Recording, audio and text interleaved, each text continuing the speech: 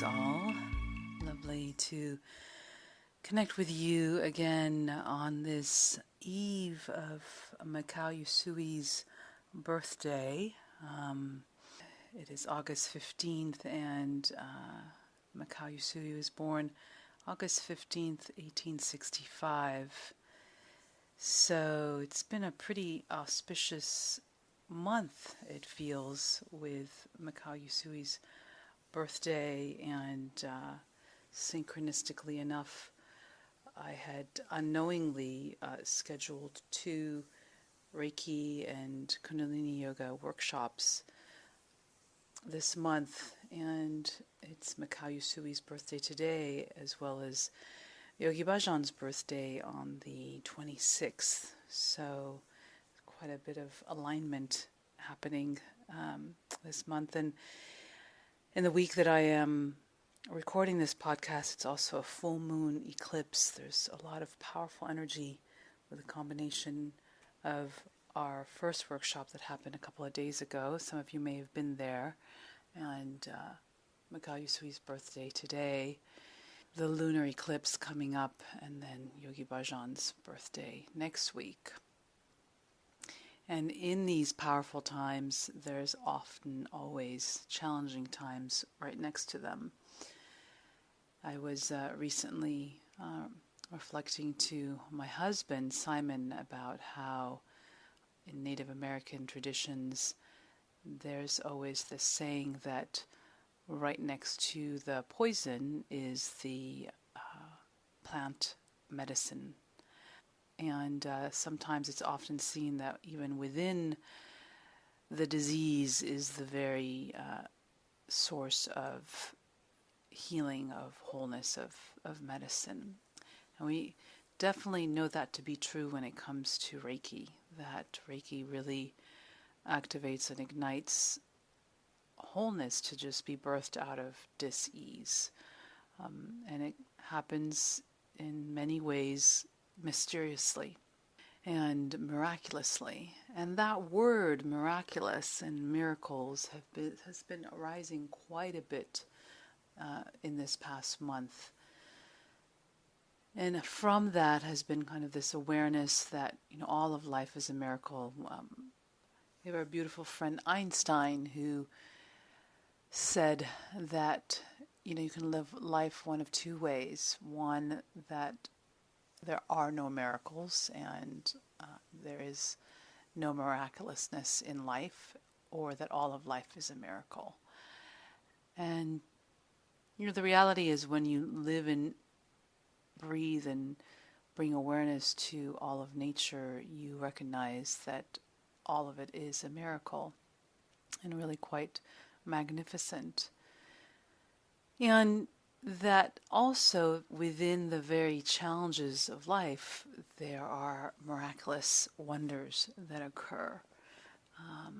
That sometimes the miraculous arises out of crisis. And I shared this today in celebration of Mikao Usui's birthday on my Facebook post, that Mikao Usui very much exemplifies miraculous coming out of a crisis. They say that he actually entered a period of time in his life where his businesses reached a financial crisis and he went bankrupt. And as a result, he slipped into an identity crisis. And they say that's when he devoted himself more deeply to his Buddhist practice. There are different stories about exactly how that turned about, but some people say that he deepened his practice in Tendai Buddhism. Others say that he studied more deeply in Zen Buddhism with a Zen Buddhist teacher. But all that eventually led him to Mt Kurama on his journey. And it is from this crisis that he had his truly miraculous, mysterious experience, profound experience on Mt Kurama with Reiki, where he had a great sense of oneness and union with all, and an overwhelming sense of warmth permeating his entire being. And it's from that moment that then he developed his Reiki system. And he had, some say that actually he had been teaching students prior to his system of Reiki through his martial arts teachings and his Buddhist teachings. And then he incorporated the system of Reiki, adopting some of his teachings in martial arts and in Buddhism, obviously integrating them into his system of Reiki, which is ever evident in the system of Reiki, with the levels of Reiki very much like martial arts levels, and the 5 Reiki principles, kind of reflecting some of the emperor's poem, and many other aspects in the breathing techniques and mantras, very much reflecting both systems of martial arts and Buddhism and Shintoism as well. And so he began to develop the system of Reiki, and it has now grown exponentially, impacted millions of people all around the world, and there have been miraculous benefits as a result of this system that has impacted millions and millions of lives in such a beautiful, beautiful way. So it's such a testament to us. Truly, it's such a testament to us that whatever crisis or challenge you may be facing right now, there is a miracle within it, and miraculous things can occur through it. And in my experience, the only way that we can allow for that to happen is through our practices, through our practice of Reiki, through our practice of meditation, through our practice of yoga. We can, move through the emotions that arise around crisis, which is necessary to feel. We can experience the grief and the anger and the frustration and the, uncertainty and the dips of lack of faith. And by allowing ourselves to commit to our practices, we don't live there in those emotions. We allow them to process and compost, if you will. And we then embrace and accept what is, and allow for the miraculous wonders to unfold, to develop, to reveal themselves. And I know, personally, just in my own life, that has happened repeatedly. And it really, allows us to pause and to reflect on how do we respond to those challenges and those crises when they arise. Most of us, when these crises or challenges arise, are triggered and respond from past experiences of trauma and fear and terror. And our mind most often, our thoughts most often go to what are the worst possibilities and into survival mode of how am I going to make it through. It's rare that we can slip into an ability to pause and to go within and to access our higher wisdom, and for our thoughts to go to, the infinite possibilities of a good that can come out of the situation. That's rare for us. But it is very much where we end up developing, moving into, when we have a rich and solid and consistent connection to Reiki, and a rich and consistent connection to our yoga and meditation practice. Because what happens when we have these foundational practices is we actually create new neural pathways in the brain that then activate during these crisis moments. And rather than the mind going into what's the worst that could happen, the mind goes to, I open to the blessing that will come from this. And I open to the miraculous that will emerge from this. And I open to the assistance and the support of all of the Ascended Masters and Guides in this time of challenge to help me to grow and to open to something magnificently good, and for that assistance to manifest on this realm. And that is what happens from from these practices. And that is what happened for Mikao Usui. From his crisis, he went deeper into his practice and stumbled on a mysterious gift that then ended up blessing his life, his community's life, and our world's. And so not only does Reiki, which I shared with you many times, bring everything back to its natural wholeness. Contemplating about miracles also opens up the subject of the impact and effects that Reiki has on individuals, both in receiving treatments and in learning Reiki themselves, and in then developing a Reiki practice, a personal Reiki practice.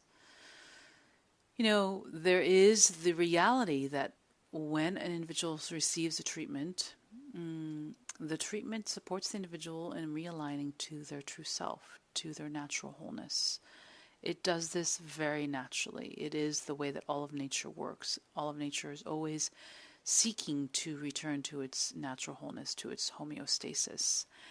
And that is the natural healing system that Mikao Usui developed that impacts on the physical, mental, emotional, and spiritual level. And part of that natural wholeness, part of that return from dis-ease, if you will, from distortions, from addictions, from illnesses, returning into a state of wholeness, into a state of vitality. For some people, that natural wholeness is to return to a state of spirit and to return to the spirit realm.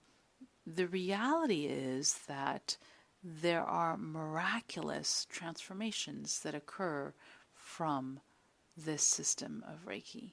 Miraculous transformations. There are countless and countless lives that have been deeply, deeply impacted by the system of Reiki, where awarenesses and guidance as to life's direction becomes clarified through whether it be a Reiki treatment or a Reiki training. And individuals open up to a grace and a flow in their lives that is quite miraculous, quite beautiful, that guides them and supports them through all challenges. And the beauty about Reiki is that it then also complements any other practices that one may partake in. So I believe I've shared with you previously about not underestimating the power of Reiki and its capabilities. And it's a fine line in that it's also not holding any expectations. It's also about detaching from the results. But in detaching from the results, we still allow for the miraculous to occur. We allow for the unexplainable to occur. And for that higher intelligence, for that universal flow to have its way, to realign, to bring things back into a beautiful order. And sometimes in that process of the miraculous occurring, sometimes it's a crisis, it's a deep challenge, it's an upheaval, it's a lot of uncertainty, it's some scariness, around a new territory, a new pathway. But what I have found is that when we commit to our daily practice, and that daily practice is not just in the morning or evening, it's also throughout the day, then we're able to go through that kind of upheaval, tremendous change with a sense of grace, with a sense of peace, with a sense of joy, with a sense of upliftment, because we know that we are being carried through it. And that's really the sense that we get from utilizing Reiki regularly, is there is that buoyant essence that's very much that essence that Mikao Usui felt on Mt Kurama, that buoyancy, that sense of warmth permeating every cell of his being, which when I was on Mount Kurama, definitely experienced. It was truly unexplainable. The way that the heart is so incredibly opened on this particular land, and the mind just is no longer an obstruction of chattering thoughts. There's just a real sense of palpable ease and open-heartedness and joy and love and peace. And that's the promise of a consistent practice, that miraculous kind of sense of goodness in the midst of challenges. And that is in a sense also the promise of what this system of Reiki is for us as a collective and a world. What Mikao Usui's vision was that Reiki would support in healing humanity and the world. As we are in this time where our planet is in great turmoil, our practice also supports us in seeing the miraculous happening in that, rather than what is so easily occurring in our media, where we get sucked into the kind of horror of what we're seeing humanity doing. But when we live more in our practice and in the heart of Reiki and in the heart of our meditations and in the heart of our yoga practice, we really see the new world being birthed. We really see the golden age that is being birthed. There is a golden time that is upon us. And Guru Gobind Singh, one of the gurus, the Sikhs of Kundalini Yoga, I recently discovered, prophesied that this would be a time where we would be ushering in 5,000 years of peace. And this has been prophesied by many individuals, many spiritual teachers of this Aquarian age, of this golden age. And Reiki is very much part of that ushering in. And for those of you out there that are advanced or master practitioners or teachers of Reiki, you are aware of the Master Reiki symbol, which very much exemplifies that golden essence, that radiance, that luminescent light. There's a reflection of that, of what is upon us with this new age of luminescent presence. And it's hard to truly see that in our world today and to experience that in our world today. But the reality is that it's always it's always present, always, whether or not we see it. And it is what Reiki does. Reiki brings us back to natural wholeness. It also brings all of nature, all of life back to natural wholeness. And part of natural wholeness is luminescence, is the ability to perceive and see this radiance in all of life. Humans, plant, animal, a radiance. It's like the halos that we've seen around saints in all the photos. That is actually in reality present in all of life. In all of life. We perceive it and experience it in places that are less scathed by civilization, if you will, like on beautiful islands around the world, in Bali, in Hawaii, the various Polynesian islands. We experience more of that radiant essence in the weather, in all of the plants, and even in people. That is the prophecy of what's to come in the entire planet. Mikao Usui had that vision that this system of Reiki would, in essence, support and assist the healing of all of humanity and the world. As Yogi Bhajan had with the system of Kundalini Yoga that he brought and taught, that it would usher in this golden age. And in many ways, those of us that are attracted to Reiki, to yoga practice, to a meditation practice, to Kundalini Yoga, are very much the way showers of this age.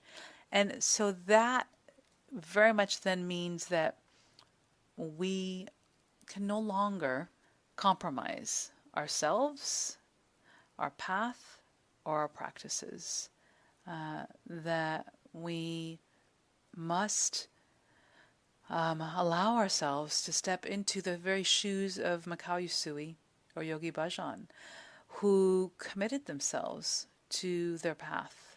Both of them actually having a martial arts background and very much soldiered through the challenges that were upon them to bring these teachings to us. And so it's upon us to do the same, to continue by dedicating ourselves to our practices and then shining as examples to others so that we magnetize to others these practices and others are then attracted to it. And that doesn't mean that we have to be perfect in order to magnetize people. We can be ill, we can have challenges and have a dedicated Reiki practice and yoga practice and magnetize good and activate and ignite individuals to these practices and to the good in their lives. Sometimes we have true judgment on, we kind of have a spiritual ego on what it looks like to be radiant, to be whole. It has various ways of appearing. And individual that is true and clear and committed to the path can also be completely imperfect and have their challenges as well. That does not mean that we compromise the dedication and commitment to living the principles of both Kundalini Yoga and Reiki. And, Mikao Usui gave us the 5 Reiki principles, and Yogi Bhajan gave us the 5 Aquarian Sutras. Very, very similar, and very much guideposts to living in these times. As warriors, as spiritual warriors, bringing in this golden age. So, as we close our podcast for today, I just want to impart in you to not lose faith in whatever challenge that you are going through, to recommit to your self-care, to your path, and to find other Reiki practitioners, other yoga practitioners, other meditation practitioners, and come together and practice together, and find a teacher, a mentor in all of the disciplines to support you on your path and assist you on your path. We can't do this alone. It's not meant to be done alone. It's actually augmented when we're all together. We're meant to have our personal practices, our home practices, and we're also meant to unite and connect with others. And so to close, let's take a moment and just journey to Mt Kurama and celebrate Mikao Usui's birthday and just partake in the very strong, palpable energy field that is present on the planet today with his auspicious birthday. So go ahead and take a deep, full breath. And a deep, full exhale. And one more time, inhaling fully in and through your nose. And exhaling and just releasing completely. And a third time, breathing yourself into the present moment. And exhale, release. Well done. Just allow yourself to slip into your breath. Long, full, deep inhale. Long, full, deep exhale. Just melting into the seat beneath you, the cushion, the bed, the ground beneath you. Just let everything slip away, any tension, any holding. Just feel your union with your breath, your body, and the earth. As you inhale fully, breathing in the support of the earth. As you exhale, circulate the support of the earth through your entire body. And continue with a few more breaths in that cycle. And now inhaling full deep breaths, breathing in that flow of Reiki, exhaling, circulating Reiki through the tissues, muscles, bones, skin, and aura. And continue that for a few more breaths. And just feel that beautiful union of your breath, your body, the earth, and Reiki, filling every inch, every cell of your being.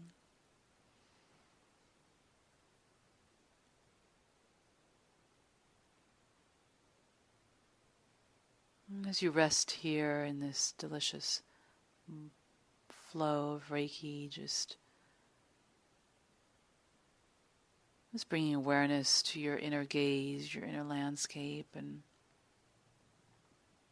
imagine yourself in the most beautiful landscape, noticing a path in front of you and yourself walking on that path. And as you walk on that path, you find that that path is leading you to Mount Kurama, and you're greeted by a beautiful statue of Zenju Kannon, a waterfall, and an opportunity to scoop a little water from the waterfall with the ladle and wash your hands and cleansing yourself as you enter this mountain temple. You follow the pathway up the mountain, past many of the beautiful sacred places. And on this particular journey, we won't have an opportunity to stop at those specific places, but we fall called deeper into the path and into the mountain, past this beautiful doorway, wooden doorway that leads up to the main temple. Strong portal of energy in front of the main temple, filled with the essence of Reiki, and right away you feel this complete consuming of luminescence and warmth, and heart is just opening, mind is dissolving, and all feels completely carried in good. And as you continue on the pathway, the path now just becomes a dirt path. And you notice someone walking by your side with a long robe on. And walking diligently with you along the path, guiding you on the path. As you continue noticing these feet and this robe on the ground, you fully become aware that the presence of Mikao Usui is with you.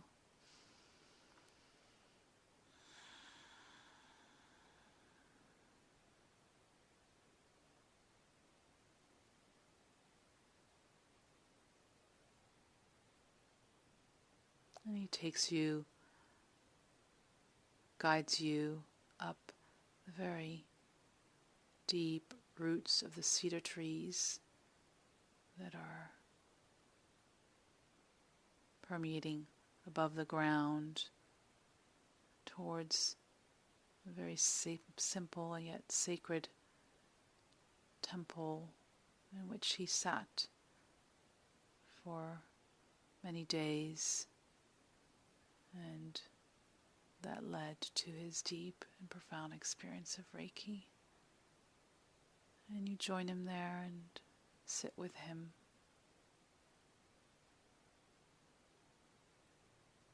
Simply in presence.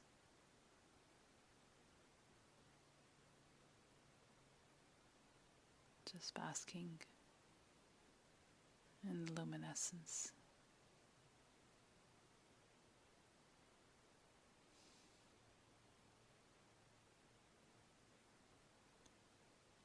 You feel as you sit here all your concerns dissolve and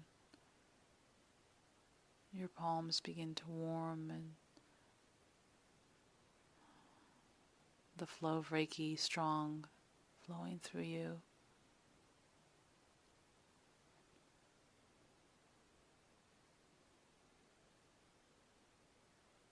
And this overwhelming sense that you're being reassured by His presence, His Spirit, that all things will lead to good and all things will be cared for. He reminds you of the 5 Reiki principles, reminding you it's really a waste of energy and time to be angry or to harbor anger or to worry or be overly concerned with the affairs of life. He reminds you that to notice life and bring awareness to its beauty and bring gratitude to your heart. And just to focus on what task is at hand. Just devote yourself to your path, and to your practice, and to your truth. And to simply be kind and compassionate to those in your life and around you, because they're really a reflection of who you are, reminding you to be compassionate to yourself. It tells you that this is just the way. It is the way of the universe. And the most profound teaching of Reiki.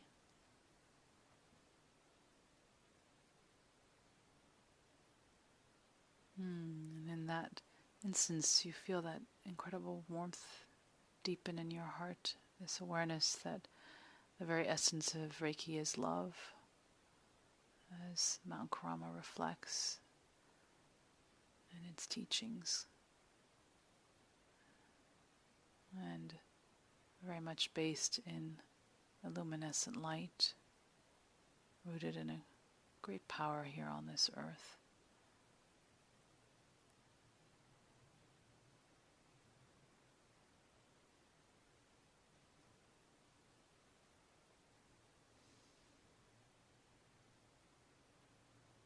And just take a moment here, resting, just opening yourself up to the gifts.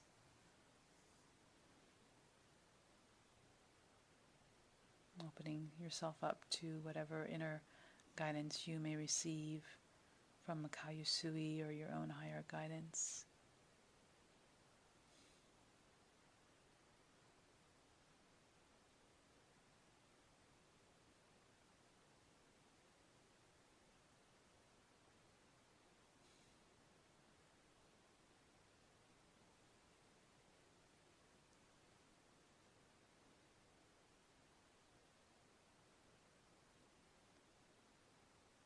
And you can rest here for as long as you like. Pause this recording. And when you're ready, return to the recording.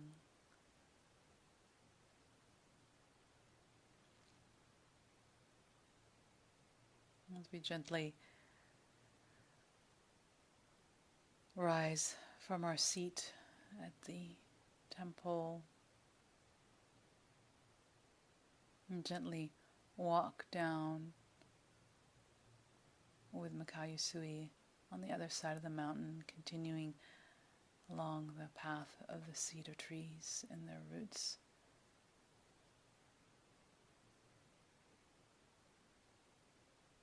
And he gently reminds you that any time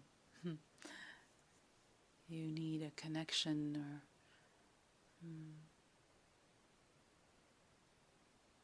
support, that his teachings, his presence is available to you always.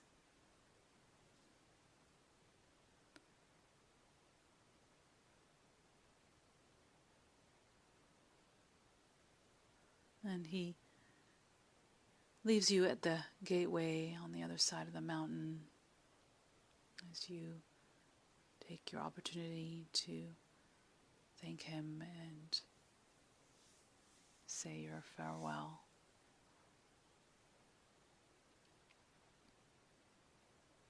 There's a sweetness that remains in your heart, in your soul, in your being as you walk back on the path, feeling a fullness as well as a buoyancy. And the path takes you right back to your lush landscape and right back into the room that you are inhabiting and right back into the awareness of your physical body. Taking a full deep breath, wiggling your fingers and your toes. You gently open your eyes, taking a moment acclimating yourself to the space, hydrating, drinking some water.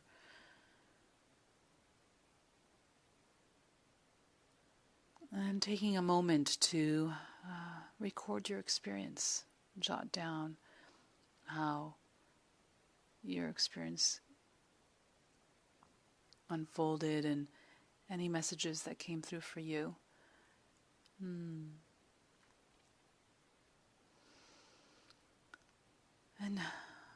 just honoring yourself, honoring this time, and continuing to open yourself to the unlimited gifts of this practice and to this golden age and to the infinite miraculousness of the way that Reiki brings everything back to its natural wholeness.